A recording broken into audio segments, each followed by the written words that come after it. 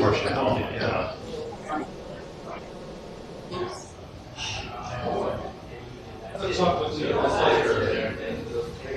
Well, that is like, look at these videos. First to let the kids know. Somebody else commented that there is no innocent. You're missing lots of chairs.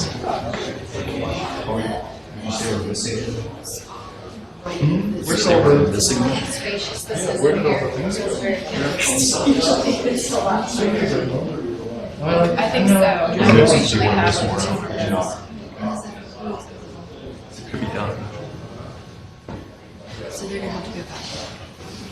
You're gonna like watch movies on your flight. Being on a plane is my favorite thing. You're disconnected. Being on a plane is the only time I've currently. Me too. It's such a small. I know, right? Chairs. It seems really strange. And now everyone has to sit right next to each other. Oh, the curtain doesn't have something. Gay students.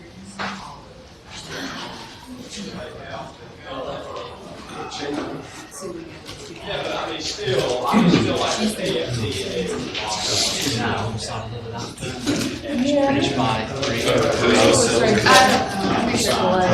You got back row students.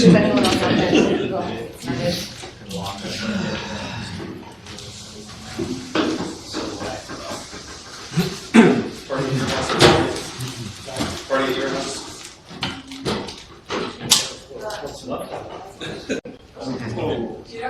Too dark. There we go. That's better. I can second that.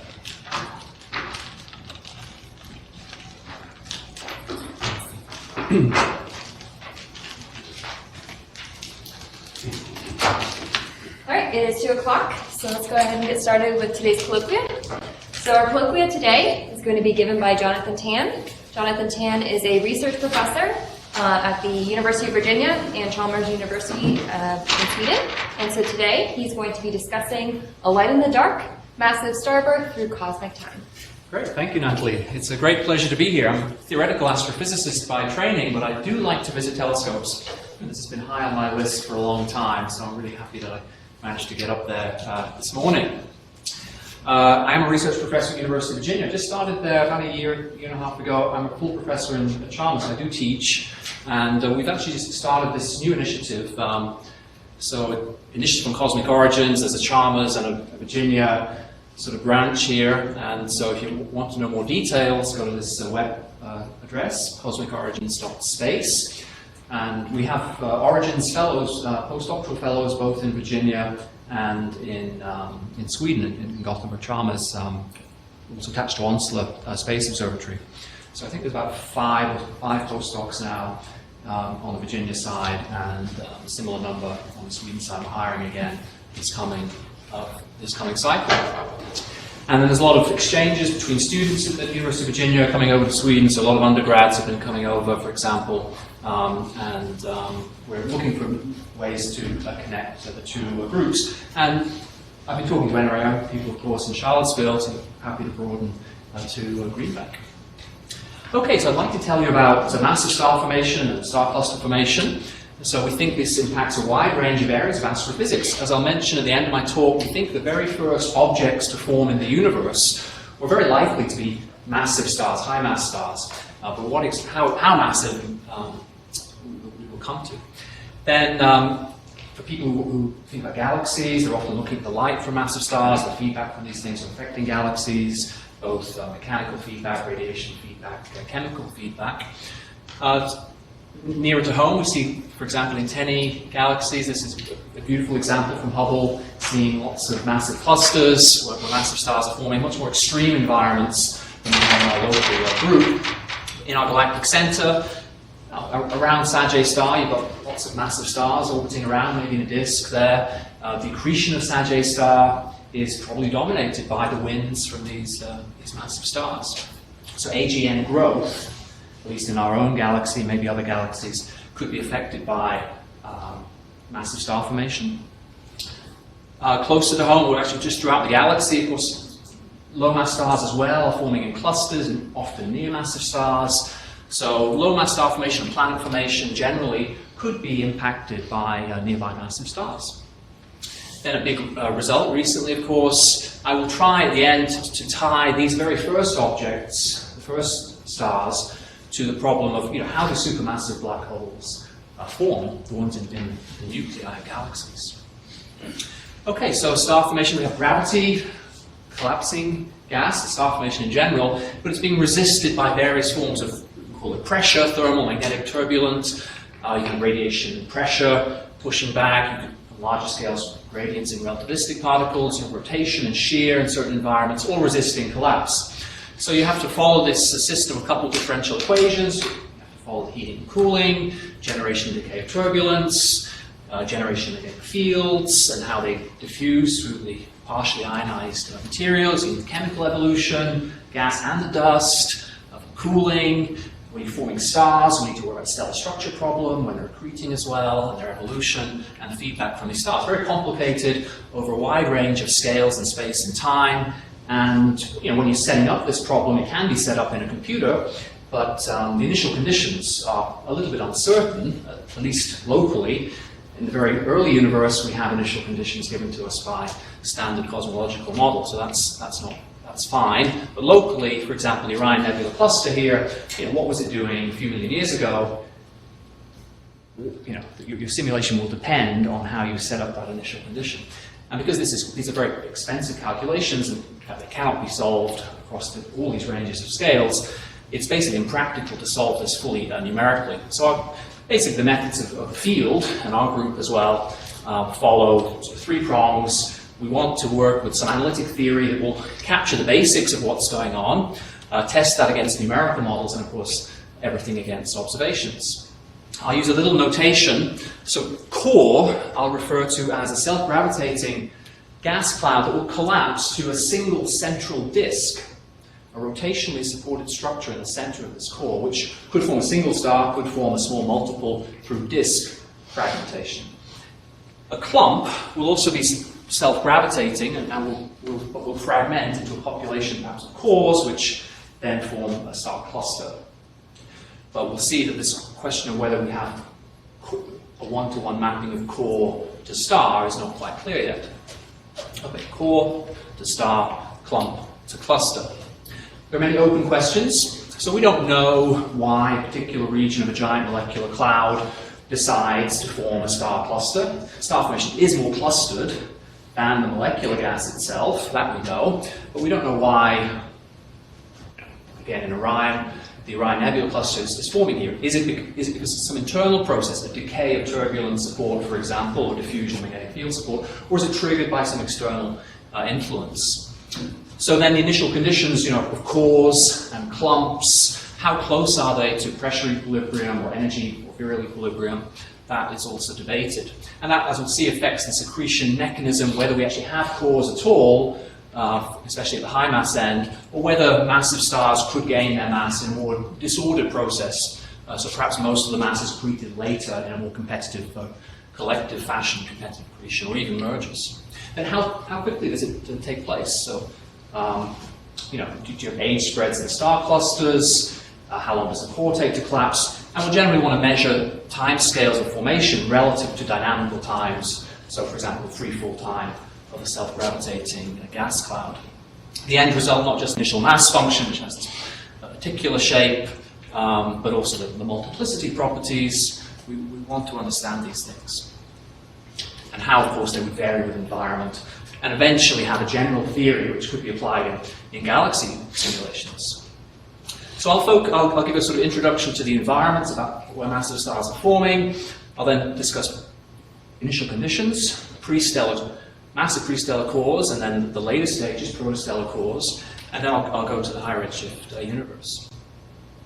Okay, this initially scary-looking diagram is really just a graph of mass.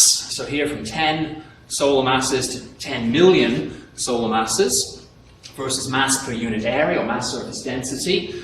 So here in grams per centimeter squared, here's 1 gram per cc. Or if you prefer solar masses per parsec squared, here's 1,000. Now in a simple theorist's view, a spherical cloud, we have the simple relation, the mass per unit area, just m over pi r squared. So I could draw lines of constant radius on this diagram. So here's for such a spherical cloud. So here's 1 parsec radius cloud stretching up here. Bigger clouds, 10 parsecs, 100 parsecs, smaller. Okay, and then of course I can draw lines of constant density. Here in hydrogen nuclei per cubic centimeter. So here's 100 hydrogens per cc, stretching here, 1,000 going denser, 10 to the 4, 10 to the 5, 10 to the 6. And the freefall time scale is inversely the square root of the density. So these correspond to particular freefall times. So 4 million years here, 1 million years here, 400,000 years here. Okay, so shorter collapse times at higher densities. Okay, in a self-gravitating cloud, the internal pressure, if the system is in pressure equilibrium, will be of order newtons g times the mass per unit area squared. So self-gravitating clouds with high mass surface density will be also high pressure clouds up here. Okay, let's put some observed systems. A local galactic disk in the Milky Way has about 10 solar masses per parsec squared. Mostly atomic hydrogen in the solar neighborhood. More molecular as you go in the galaxy. To even have CO molecules existing against the FUV radiation field, you need a certain level of shielding. That corresponds to about 1.4 magnitudes of visual extinction, about 30 solar masses per parsec squared here. So you can have molecular hydrogen gas, but not CO emitting cells. So CO dark gas around giant molecular clouds. But most molecular gas, we think, is organized in these GMCs, giant molecular clouds. We think they're self-gravitating. It's still debated a little bit. But if you look at their internal pressures, they're much greater than the diffuse ISM pressure. They typically have about 100 solar masses per parsec squared. So this is just a collection of 12 CO clouds. I'm sure many of you have contributed to these works here. And then these are 13 CO clouds identified from the Galactic Ring Survey.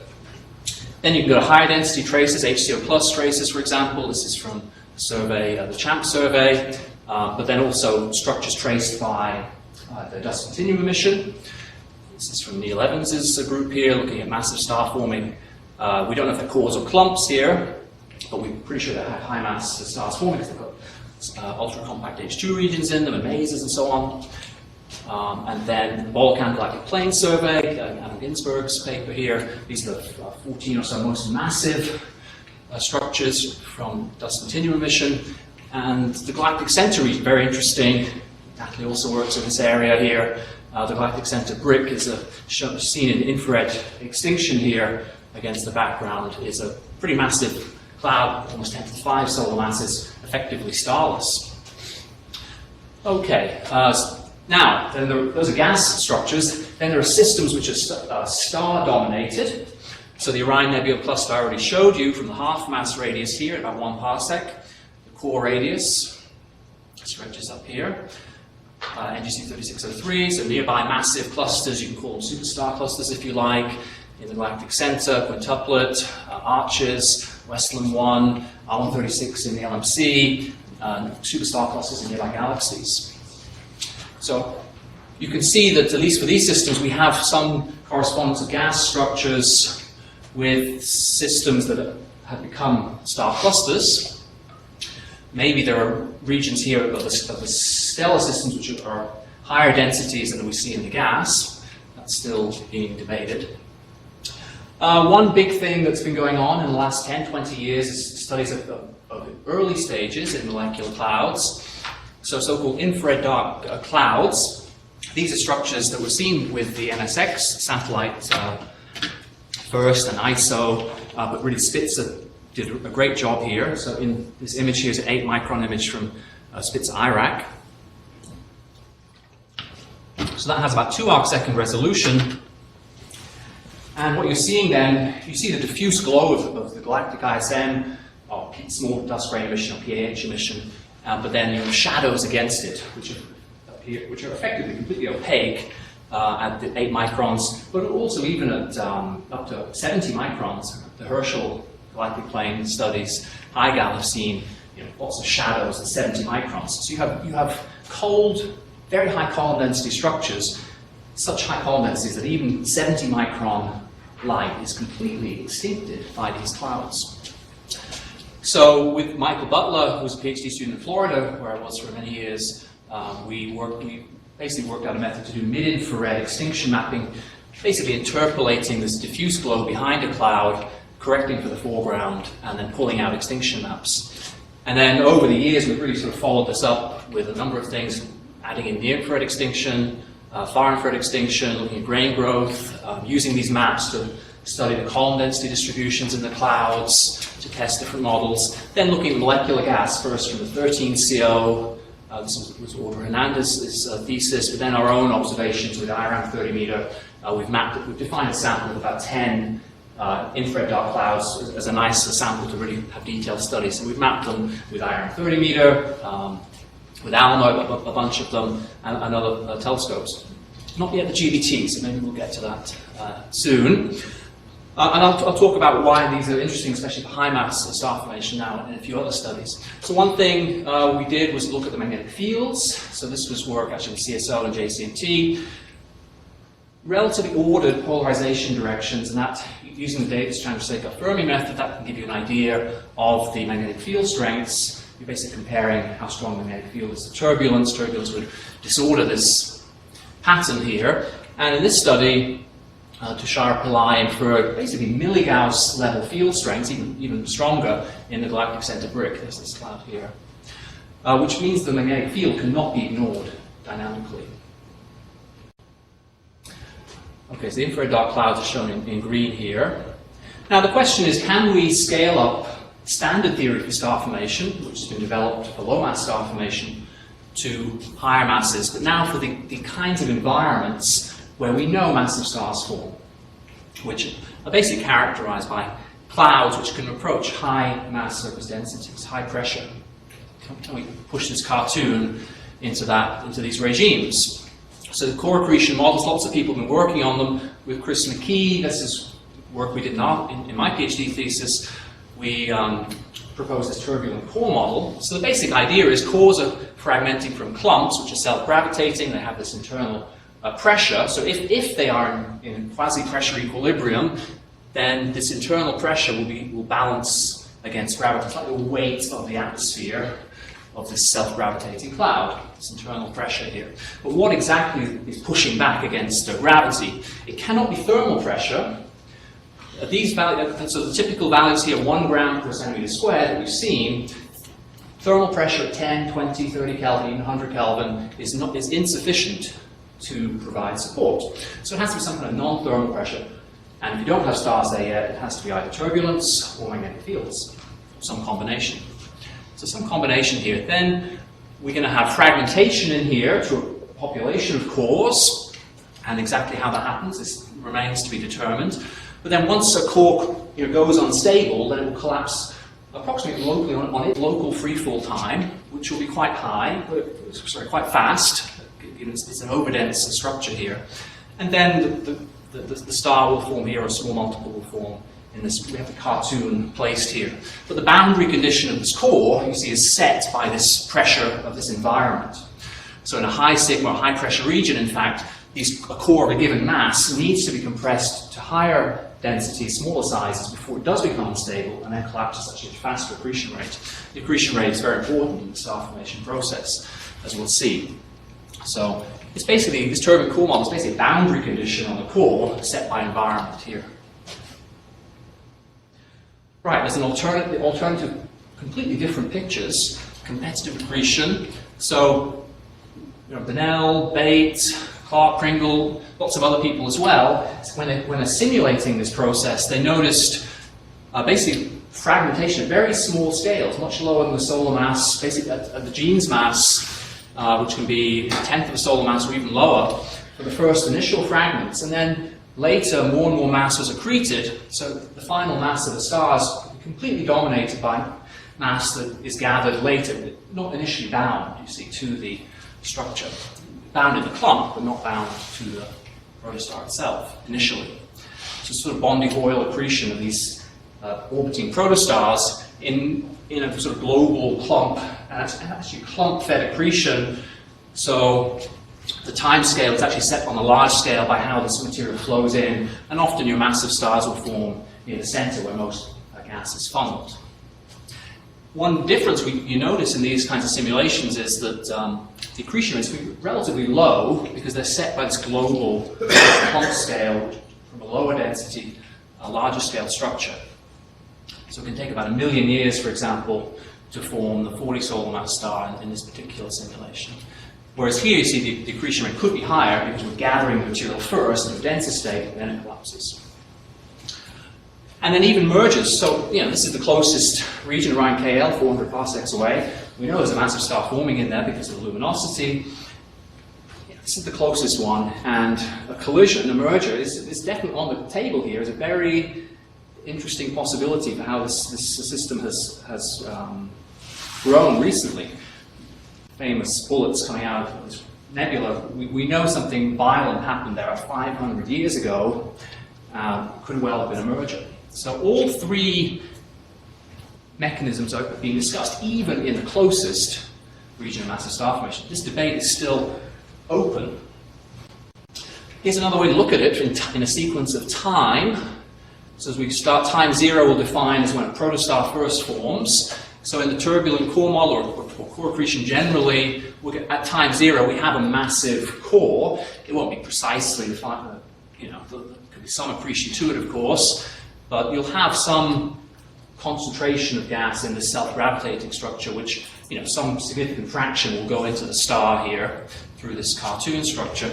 And a massive protostar, the protostar will grow maybe continuously through here. At some point, you can define this limit, if you like, at 8 solar masses for massive stars. But generally, as we'll see, one difference to the low mass case is this star will probably reach zero age main sequence structure while still accreting, and it will become hot, and UV photons, it'll start to ionize inside here, so ionize the outflows first. Whereas in the competitive accretion picture, there is no massive prestellar core at time 0, and the massive star has to form in a cluster environment. These are the main differences. So lots of people have been thinking about this. Remember, massive stars themselves are rare. Most stars are low mass. So these conditions are going to be rare, and maybe it's rare, more strongly magnetized could be the answer, regions of the clump. That would prevent fragmentation, for example. You need something to prevent fragmentation. People are looking at the core mass function. Really, they should be looking at the pre-stellar core mass function at time 0 to see how that corresponds to the stellar initial mass function. But there is some evidence that it has a similar shape. People are looking, do all massive stars have to form in star clusters? Can you have any examples which are relatively isolated? A number of claims for such things, and more recent ones as well. If there are isolated examples, they can't form with this competitive accretion picture. And then feedback. So here you see feedback is solved, especially radiation pressure feedback is solved because this is optically thick in the disk here. The accretion goes through this optically thick channels in the disk. It doesn't feel the radiation pressure. Now, clump scale accretion to the stars is going to be generally not as dense, and so it's going to be more exposed to the radiation pressure. So as far as I'm aware, a full simulation with feedback in the competitive accretion picture has not sort of solved the problem of how you actually gather the material to, say, form a 50, 100 solar mass star here in the face of strong feedback. So let's go to trying to test this sort of paradigm. We're going to try and find massive prestellar cores, and then we'll see what we can characterize at these later stages. So turbulent core model will make a prediction of what's going on here. So in the fiducial model, we'll have an equal contribution of magnetic fields and turbulence, but that is a parameter. So you can vary the contribution of turbulence and magnetic field, large scale and small scale magnetic fields. You can think of it as there's some kind of alpha Mach number in this core, which one would typically take of order unity. And so then, for example, a core of 60 solar masses in an environment of a clump with mass surface of 1 gram per cc will have a size of about 0.06 parsecs. That's the virial and pressure equilibrium structure of this 60 solar mass core, bounded by the pressure of this clump.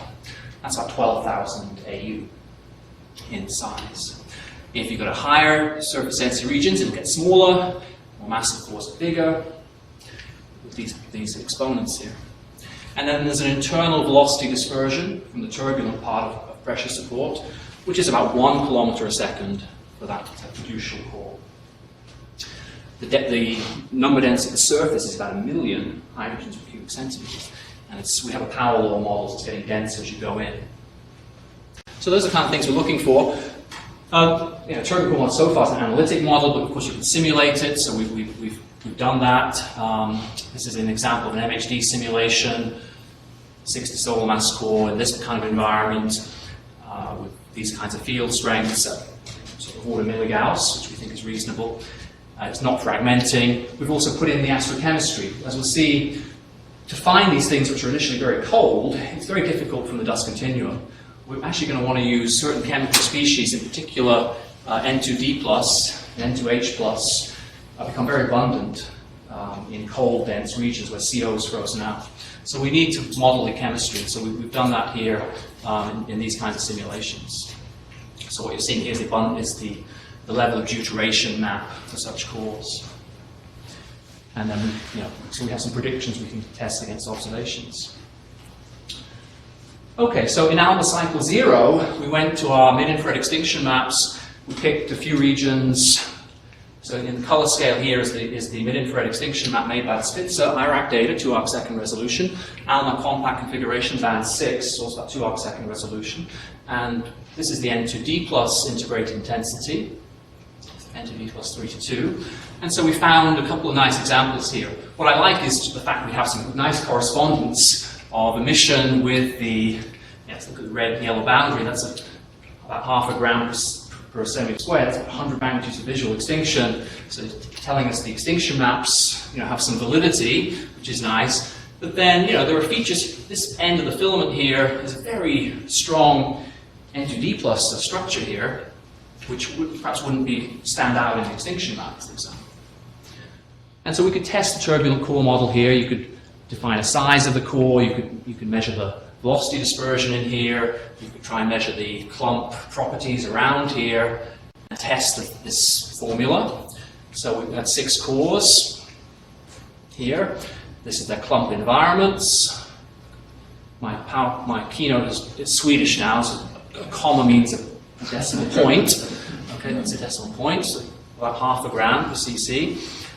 This is the core mass estimated either by extinction or by the dust emission. And then this is what you would have the velocity dispersion in the fiducial turbulent core model, which assumes virial equilibrium. So about 0.7 kilometers a second, 0.9. And this is the observed values, from the ALMA data from the N2D plus 3 to 2. And so on average, that's the level, so not bad, relatively close to equilibrium. The most massive core here, ST1 South, it's about half. So in some sense the turbulence seems not to be enough here. If I'm worried about that, I would, if I want still virial equilibrium, then I could lower my alpha and Mach number and basically increase the strength of support for magnetic fields. So I would actually need about a milligauss field, which is not crazy. If you extrapolate from de Crutch's relation, for example, to these kinds of densities, you'd be about that level. So that was our conclusions around 2013. We followed up, so cycle 2, I think this was 0.2 arcsecond resolution, the same core.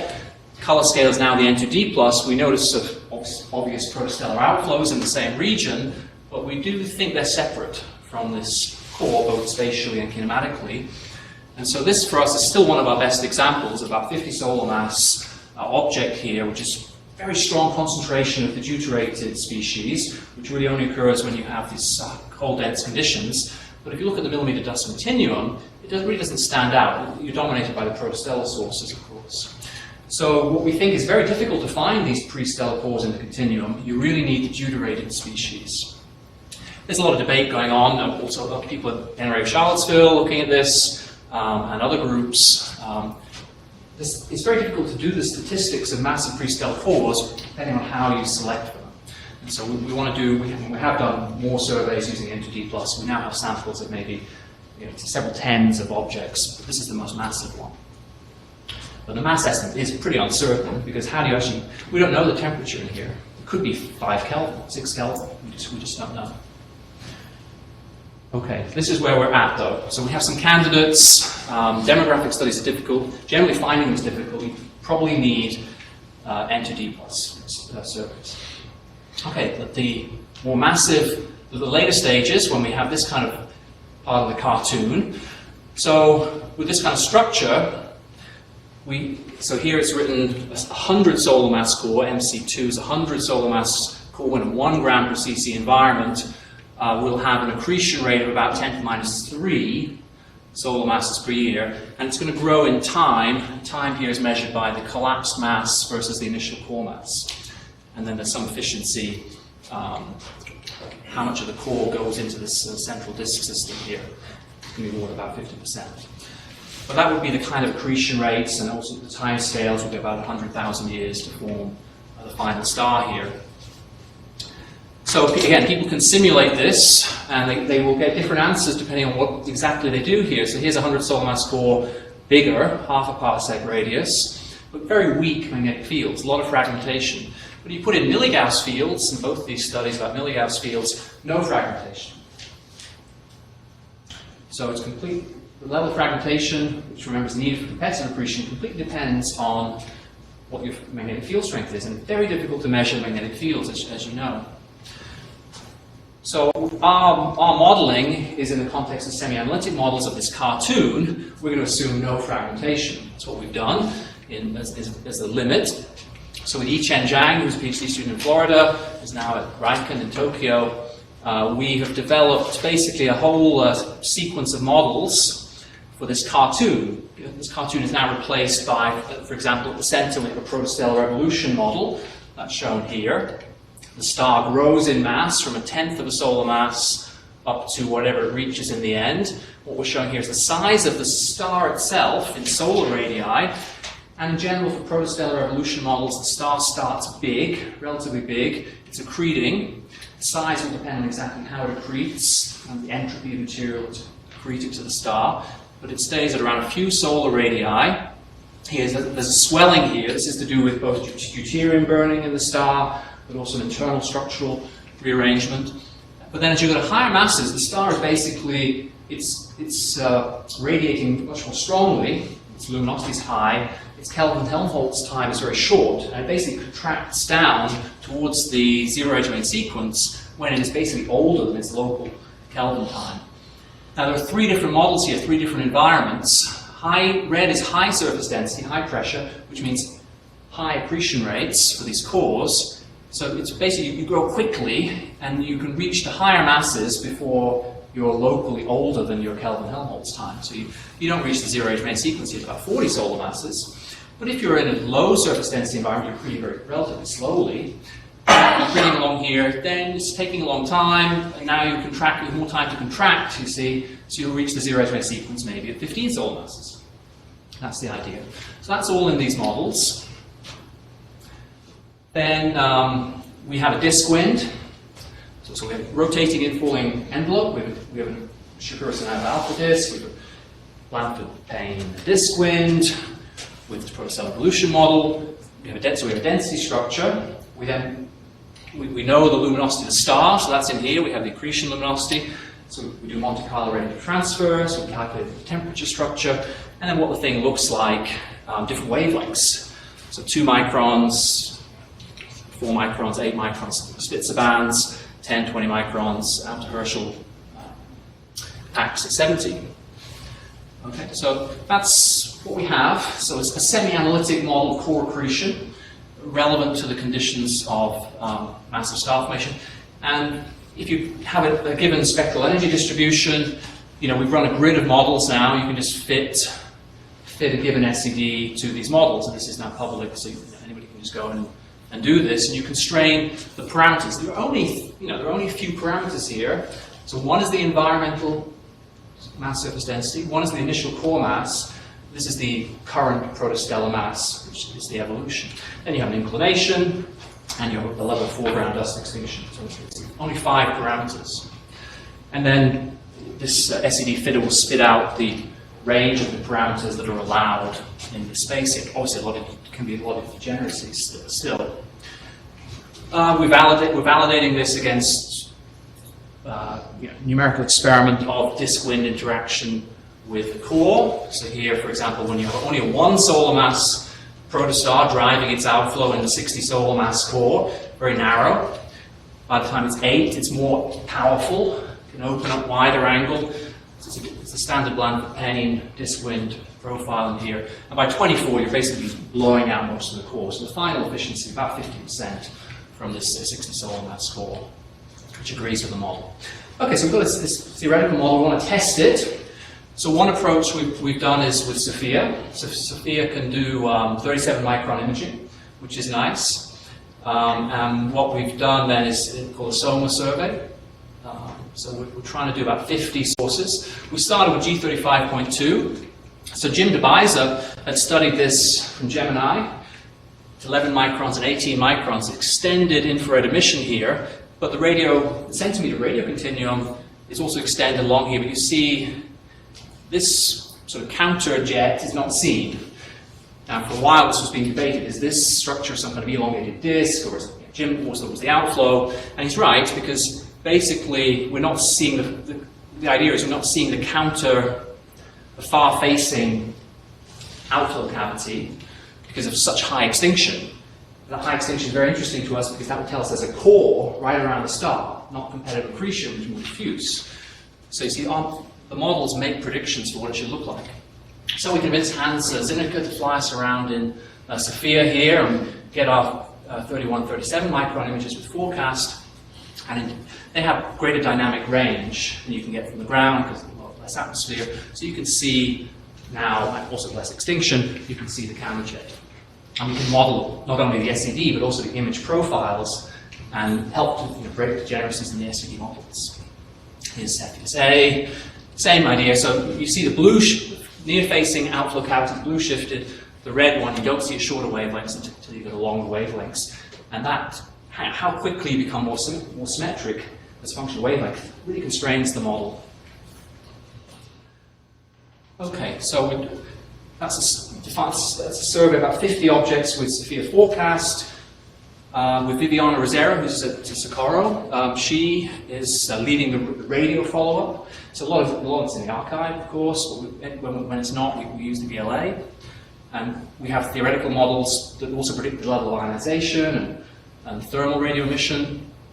So we have not just the thermal SEDs, but we have the radio continuum SED as well attached, and that can be tested as well. That also helps break degeneracies.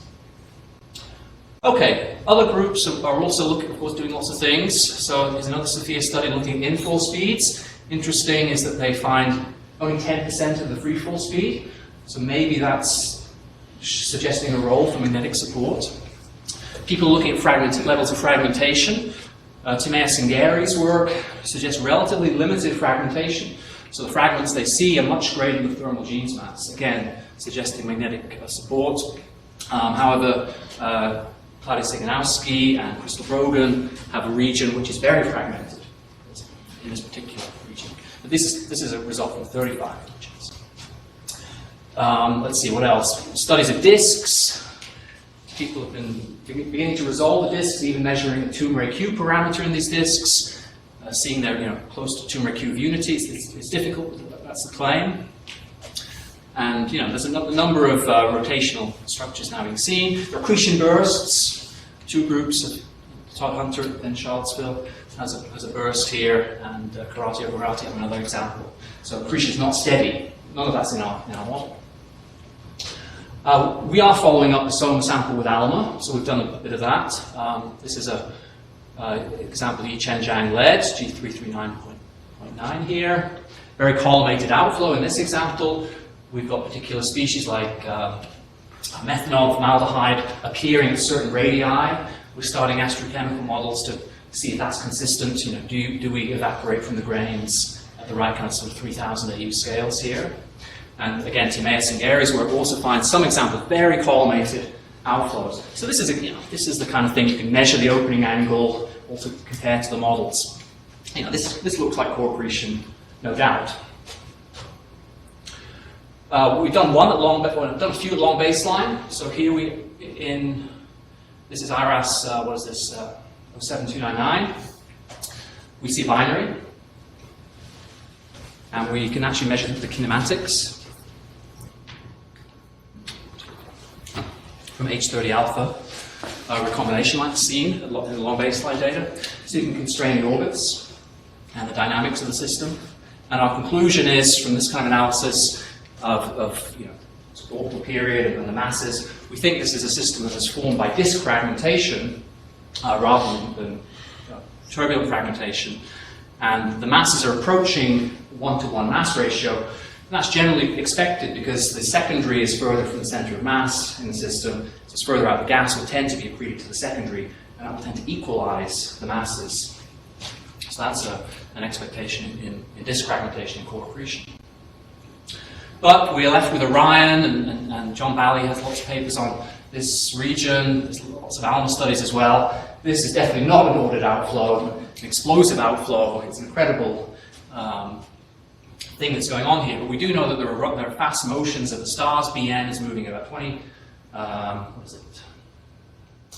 BN is moving at about 26 kilometers a second, as I recall. And then the source I moving away. There's another source not shown here, source X, moving 56 kilometers a second, confirmed in HST proper motions, all pointing back here. So some dynamically violent event has happened in here. So maybe there's no one theory that, but my approach here is I'd probably start with core accretion, see where it can apply, and then maybe in this situation where it doesn't apply, I perturb it with some interaction. But I'm going to start with core accretion. Okay, so one motivation is to see if, given all this testing of the physics of massive star formation, could we apply it with any confidence in the very distant universe?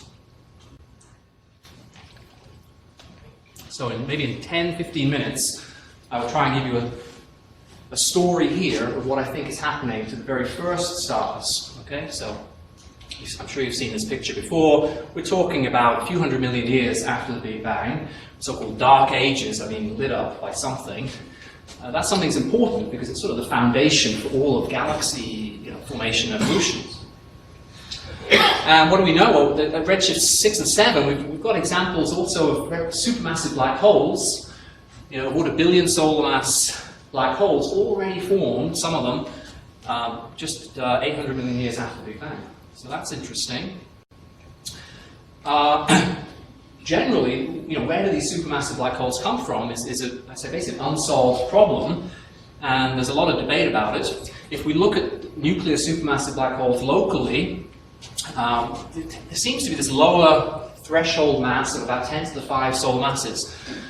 So, the lowest known example is about 50,000 solar masses. There's, I'd say, relatively limited evidence for intermediate mass black holes. I don't have time to go into all the studies, but people have been looking for them. ULXs, there's very few, most can be explained by beaming. There's limited evidence dynamically in globular clusters. So a lot of people are looking at this idea, maybe there's a characteristic seed mass of around 100,000 solar masses.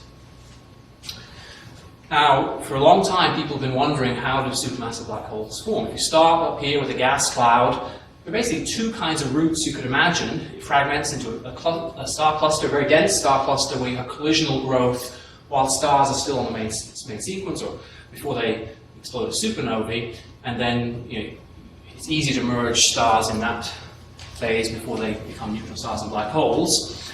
But the kind of densities you need here are generally not seen in local regions. So the other route is to go directly from a gas cloud into some kind of supermassive object, which then, through stellar evolution, it could directly form a black hole. Is a promising route here. So these very first objects, so-called population 3 stars, they're debated what they are, and I'll come to that in a moment. For a while, the consensus has been that these are most a few hundred solar masses. And that's referred to as being relatively light in terms of its seed mass compared to the sort of 10 to the 5 solar mass scale we need. And so these have become, I would say, disfavored in our thinking of being seeds. But I want to come back to that in a moment. And so most attention in the field has focused on so-called direct collapse models. So more massive gas structures. You can see these are forming in mini halos of order 10 to the 6 solar masses of dark matter. but these tend to be 8 solar masses, more massive halos, which can have deeper potential, allows the hydrogen gas to cool through atomic lines. So they have virial temperatures, around 8,000 Kelvin or greater. They're metal-free, because if you had metals and dust, they would fragment, you see. So you want to stop fragmentation. But you also actually want to stop H2 from forming through the gas phase route, and to do that you need strong enough illumination by Lyman-Werner fluxes. So there's another condition here on the UV intensity. And these will tend to be 10 to the 8 solar mass halos. So in cosmological simulations, people look, various groups, this is with Jonathon, look for how often these kinds of conditions arise and try and predict the cosmic number density of so-called direct collapse supermassive black holes. And in this particular simulation, they had a couple in this volume. That's the idea here. But it's pretty uncertain because you need to know the surrounding stellar population to predict this UV intensity. So I'd say it's pretty, it's very uncertain. Here's the kind of number they're getting. 10 to the minus 4 supermassive black holes with direct collapse per cubic megaparsec.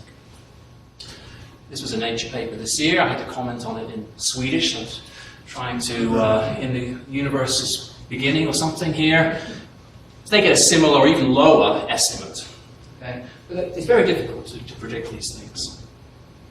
Now you see, most L-star galaxies have a supermassive black hole in the center. Roughly, if you take every 1/3 L-star galaxy and above, give it a supermassive black hole, you have this level of co-moving number density of supermassive black holes. So it's orders of magnitude greater than what's being seen in these direct collapse models. So I think we need to throw away these direct collapse models and go back and look again at a new mechanism to form the supermassive black holes. And go back to population 3 stars. And you just have a single mechanism to form all nuclear supermassive black holes. And basically to see if we can have a natural way through new physics to explain why the supermassive black holes have a very different mass scale compared to stars. There's this dichotomy. So 3.1, 3.2. So population 3, metal-free gas, basically, coming out of the Big Bang nucleosynthesis. Effectively no metals, as the cooling is very weak. Now 3.1 we define as basically the first star to form in a region from metal-free gas that has not been affected by any sources of feedback around it, by any other astrophysical source. So 3.1 will be the first thing to form. It will affect locally its region, primarily by radiation field, we think. Now the radiation field could then affect what happens in these other regions. It could change the level of ionization, electrons catalyze H2 formation in the gas phase. So these regions are probably not polluted by metals far away here, so they're still metal-free, so population 3, but they could have been affected by radiation. That's what 3.2 means. Now metals would be more local, supernova or something, so population 2 would be more local around here. Now over here, not been affected by radiation, too far away, it's a 3.1. That's the idea. Now why do I care about 3.1s? Well, 3.1s, see, these are mini halos. Lots of work, Brom, Tom Abel, lots of people, lots of different groups simulating this, all the chemistry, dark matter, hydrodynamics. They get protostars forming with very high accretion rates, but they can't follow the full evolution. Okay? So this is where we came in with our semi-analytic models. So we've got initial conditions which are pretty well characterized from the cosmological simulations, mini halos. We've got accretion rates of around a few hundredths of a solar mass per year onto these structures. We can, get the same kind of things we showed you earlier for local massive star formation. We can model all of this, the disks, even the magnetic field generation, the protostellar evolution. They have much higher accretion rates. They're actually bigger stars. They don't reach the main sequence, about 100 solar masses.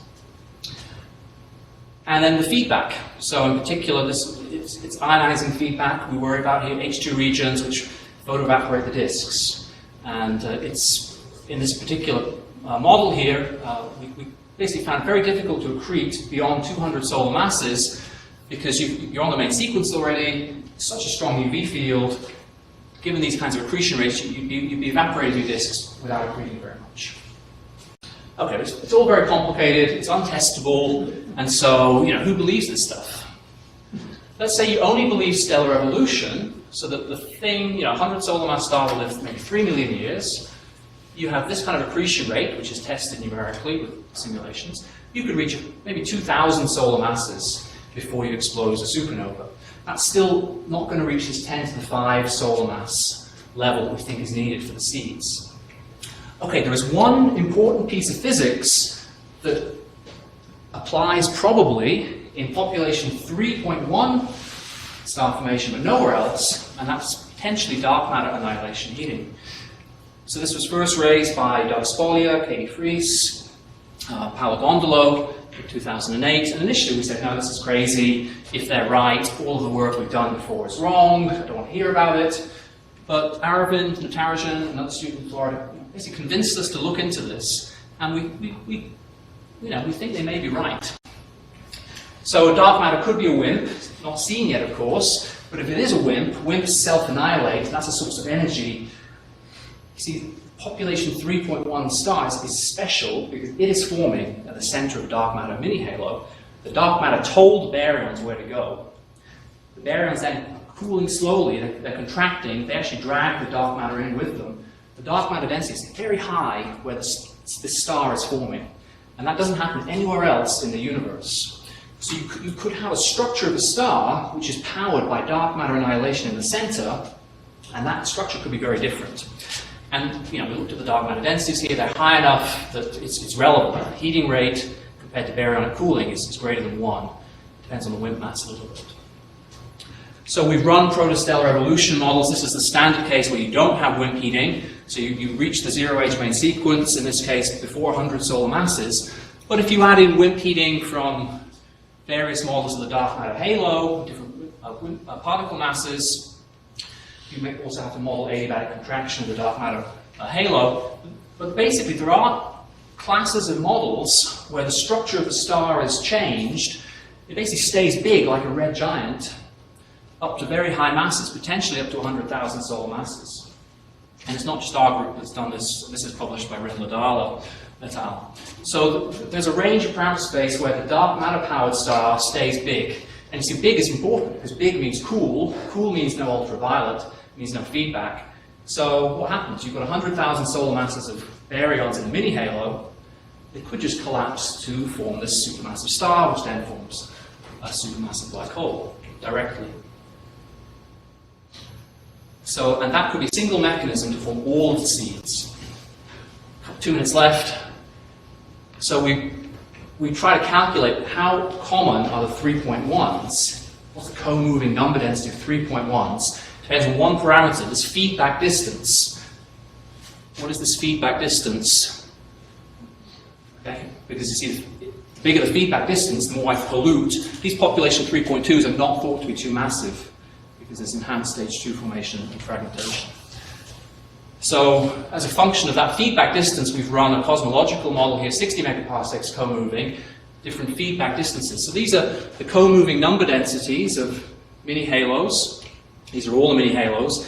If you've got a very big feedback or isolation distance of 300 kiloparsecs proper, then very quickly, before redshift 30, you've got enough sources that sort of basically pollute all of your volume, and you have no more 3.1s forming.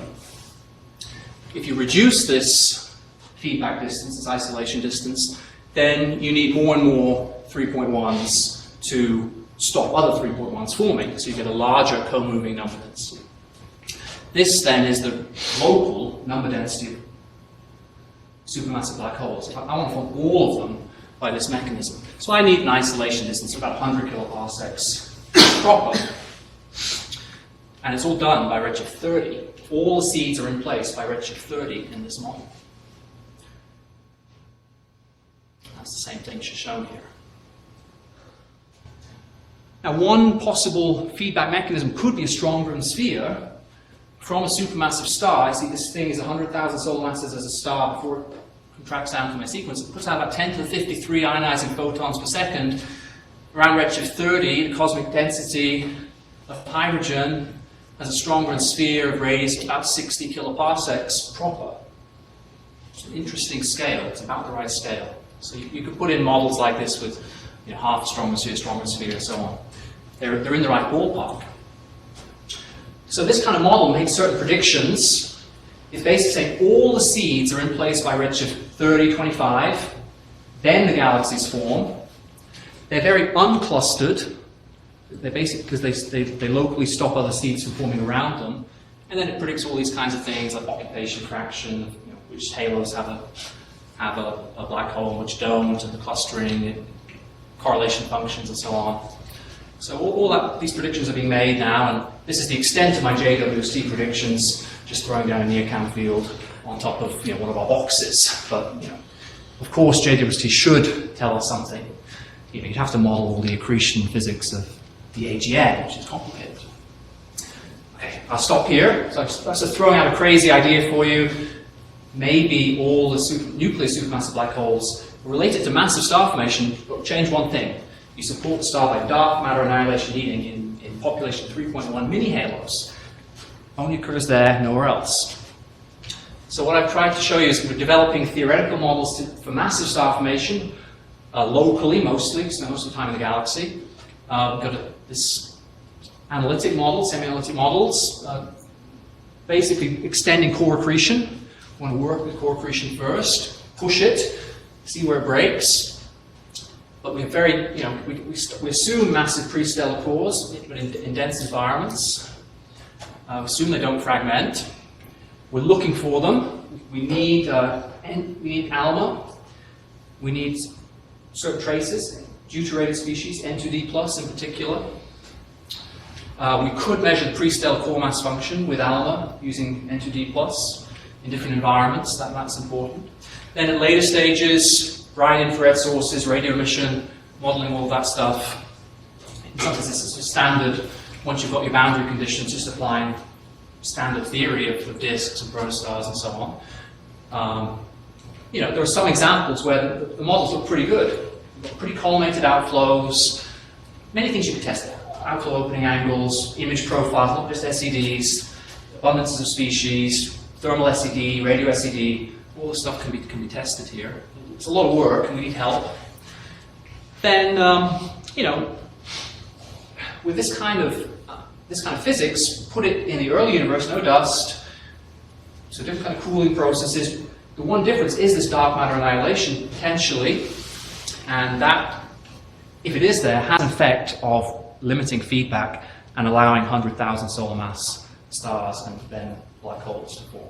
Thank you.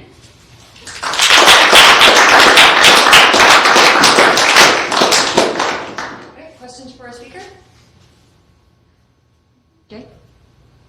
POP31 stars supported by WIMP annihilation heating. Is the how do they work with normal stellar evolution? I mean, your star has basically turned on before it's got dense enough for the normal reactions, hasn't it? Right, exactly. So we don't need to reach the kinds of central densities and temperatures. The star is stabilized. There's enough WIMP luminosity being produced to support the star without having to reach the densities where you have hydrogen fusion. So, which without CNO is around 10 to the 8. So you have a lower density structure, and the stellar structure equations then predict it's a bigger, cooler star. And the key is that it's cooler. The key for us, for this mechanism, is that it's cooler if most of your flux is not coming out in ionizing photons, then effectively it's just transparent, it just goes away, and the accretion could continue. And I may have missed it when you said, what is the decay product of the WIMP interaction? Right, so the WIMPs, well, nobody really knows because we haven't found them, but in these models we assume 1/3 neutrinos, so they escape, 1/3 in photons, gamma rays, which are trapped, and then 1/3 in electron-positron pairs, which are trapped and become a heat source. So we have 2/3 of power. We do need, so we pay attention to the particle physics constraints. So we care about the WIMP mass, but we also care about the scattering cross-section. We need this star to keep continuing to capture WIMPs from the mini-halo. Otherwise, there's not enough power. It'll run out of WIMPs. So we need continued capture. Right? So, another one observational constraint, maybe on the initial mass of the black holes, would be gravitational wave background for the emerging supermassive black holes. So, have you thought about that, or Yes. or by the time that you get to black holes that are massive enough to actually contribute Right. meaningfully, do you basically lose the information about the history of how massive Right. this is? So this model predicts a very unclustered seed. So the number of mergers is very low. Very low. I mean, I can't give you a precise number, but we can do it. Yeah. So paper 2 or 3 in the series, when I can find somebody to work on it, will give us those numbers. Very interesting. It'll be very low compared, so nanograph stuff, Yeah. very important. Yeah, that's exactly what I was going to say. Yeah. For that reason, I hope it's not too low. Well, But yeah. it'd be interesting if Yeah. it made that predictions. I mean, people should be able to tell us from the number of binary quasars maybe already, but in this model, they're very separated. Ron? So in your WIMP-supported population of stars, nuclear fusion is still happening at their cores. No, not while you have WIMPs. Now, at some point, you will run out of WIMPs, and then it will reach a stage, it'll have a phase where it is nuclear fusion supported. Okay, so I'm trying to work out, these stars have to have large convection zones.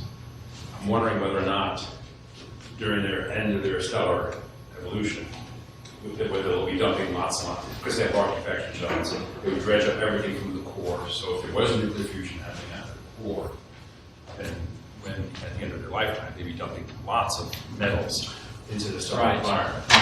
Well, so it's not my field, but above this, around I think it's around about around 130, we're in the pair instability range, and then I think up to about 260, you have enough energy in the explosion and pair instability. You actually, yes, you're a lot of metal pollution in this range here. But once you go above, I think about 260, then the central densities are high enough that you actually, I think it's the radiation field, you're photodisintegrating your nuclei, and so you still have a pair instability supernova, but it's very inefficient, and you don't eject much, and you're very efficient in the formation of a black hole. That's at least the Stan Woosley's prediction, and other groups, Nemoto. Even stars with these kinds of large radii.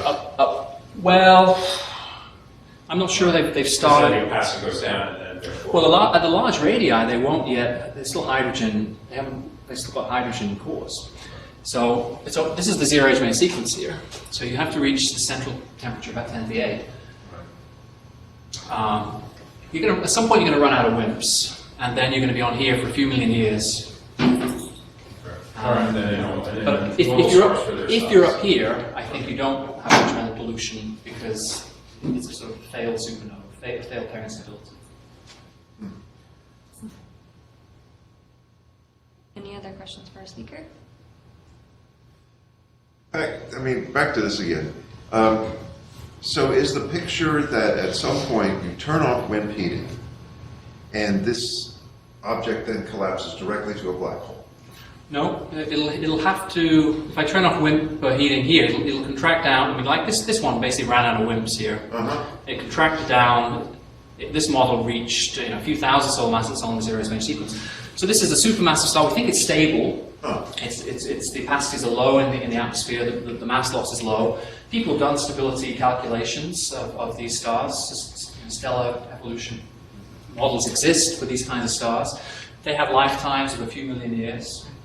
They'll have surface temperatures of around, what are they? Around 100,000 Kelvin. It's the surface temperature. They're very hot. These make this. These make the seeds. You're saying, but the metals. If this is the case, you're. Oh, then the metals come from later other stars. 3, 2, or whatever. Yeah. Okay, so These wouldn't make the metals. So people are looking for, groups are looking for very low metallicity stars in the galaxy, right? So those signatures, I probably, there are stars out there which are probably polluted by a single supernova. there's only one of these 3.1s in the whole Milky Way, right? This is because that made, in this model, that made the seed. And that could make no method of pollution is fine, and all the methods come from later generations. Yes? So where are the supermassive black holes? Because this implies a sort of continuum, at least from a few No, right. Yeah, these are different. I would want, for simplicity, I want a single mechanism to make all seeds. So I want to be in this regime where I can push, my WIMP mass has to be low enough, and I'm capturing strongly enough that I'm in this regime where I stay big and cool out even beyond another decade here. So presumably this process would still form things down to a couple of hundred certain masses. Well, no, because I only have one WIMP mass. Oh, I see. Right. So this is sort of making a prediction of particle physics, but there are parameters in this model about how efficiently we capture the dark matter. It could be that all the 3.1s are kind of in this limit. You could be pushed up in this limit. There's a whole range of parameter space where you'd be up in this limit. So it's not inconceivable that all the 3.1s are up here. And then you really have this dichotomy. This is related to Ryan's question and something you just said, where you form a seed and then it's not that you're having multiple seeds merged together, it's that you're mostly accreting gas onto that seed to build the million It's a solar protostar. It's a protostar. It's just see in the mini halo, it has a characteristic mass, 10 to the 6 solar masses. It has a characteristic baryon content, 10 to the 5 solar masses. That's an interesting number as well. So we're in a mini halo. If we efficiently gather most of the baryons that are bound to the mini halo, we're at this 10 to the 5 solar mass scale. So it's already very interesting. So that could explain why we have a characteristic minimum mass for supermassive black holes. It's because mini halos have 10 to the 6 baryonic content around 10 to the 5. And if we're in this regime where we can accrete efficiently to one central object because of low feedback, which does require WIMP annihilation to keep the star big, it all hangs together. So I want to, what's the alternative to form supermassive black holes? Most people direct collapse. So yeah, continuum of seeds, but they can only do 10 to, they do 3 or 4 orders of magnitude too low in number. So when I talk to people who work on direct collapse, they say, well, yeah, we can only do a few of them. So they need some mechanism to do 99.9% of all of them. Yeah, this can do all of them with one mechanism. So and it can explain why, it can explain the characteristic mass, and it can explain, here's a physical mechanism involving new physics to get there. Once you have that 100,000 solar mass black hole, though, you're not merging multiple of those together to fill the Because they're very relatively unclustered here, Yeah. because that thing itself stops other 3.1s forming around. And there will be some, there will be some, these form redshift 30, so there's going to be some, eventually they get into clusters of galaxies, and this clustering develops later. We're trying to figure out where is the LHC up to now? LHC. Yeah, Yeah, we're okay. The models are okay here. We do pay attention to that. I hope it's on my next backup slide. No. It's okay. We care about the scattering cross-section, which is not... that's constraining the WIMP mass, but there's also the scattering cross-section, spin-dependent scattering cross-section we care about. We're okay. Read about it in the Bannock et al. 2019 paper. Just about, if they go 10 times lower down, the current experimental constraints, yes, we will, maybe we need some more exotic dark matter, so will everyone else. Yeah. All right, let's thank our speaker. We will be having the colloquium dinner tonight at ALS starting at 6. We will be meeting here at the Observatory at 5:30 in case anyone wants to carpool with us.